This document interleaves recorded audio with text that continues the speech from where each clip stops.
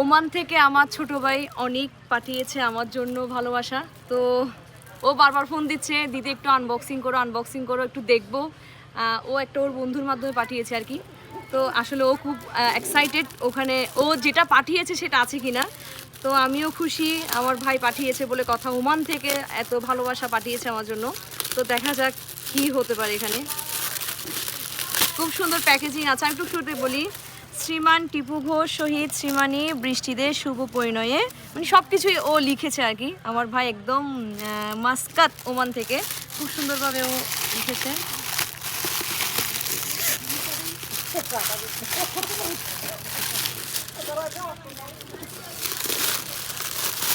ওকে, তো দেখা যাক কি থাকতে পারে এখানে।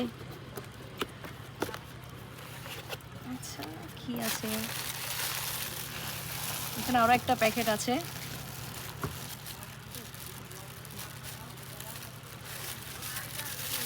বিয়ের উপহার না, আমি শুনেছি বিয়ের পর খুলে। এখন ও এত বেশি এক্সাইটেড হয়ে গিয়েছে আমাকে, মানে বস্ত্র অলঙ্কারেই আমাকে খুলতে বলছে। ও মাই গড, আমার জীবনের সেরা উপহার পাঠিয়েছে শ্রীমদ্ ভগবদ গীতা।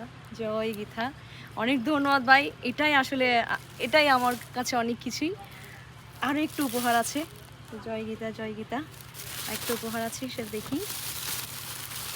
অনেক কষ্ট করে অনেক যত্ন করে ওর বন্ধুকে দিয়ে প্যাকেজিংটা করিয়েছে আর কি। ও মাই গড, রাধা কৃষ্ণ, ওয়াও, খুব সুন্দর। অনিক ভাই, তুমি যদি এই ভিডিও দেখে থাকো তাহলে আমি এই ভিডিওর মাধ্যমে বলছি অনেক ধন্যবাদ ভাই। এটা আমি খুব যত্ন করে ঠাকুর করে আমি সাজিয়ে রাখবো, এবং আমি পুজো করব এটাকে। অনেক ধন্যবাদ। রাধা কৃষ্ণ, হরে কৃষ্ণ।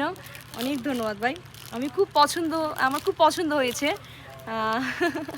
অনেক ধন্যবাদ। আসলে এই বিয়েতে যদি এত সেরা উপহার পাই তাহলে তো আর কিছুই চাওয়ার নেই, আর কিছু পাওয়ার নেই। অনেক ধন্যবাদ। সেই সাথে আছে শ্রীমদ্ ভগবদ গীতা। আমি গীতা পড়ি এবং গীতা পড়বো আমি। তো বিয়ের পর এই দুইটা জিনিস আমার খুবই চোখের সামনে, যখন আমি দেখবো ঠাকুর ঘরে গেলে, তখন আমার ভাইয়ের কথা মনে পড়বে যে আমার ভাই দিয়েছে এগুলো। অনেক ধন্যবাদ ভাই। হরে কৃষ্ণ।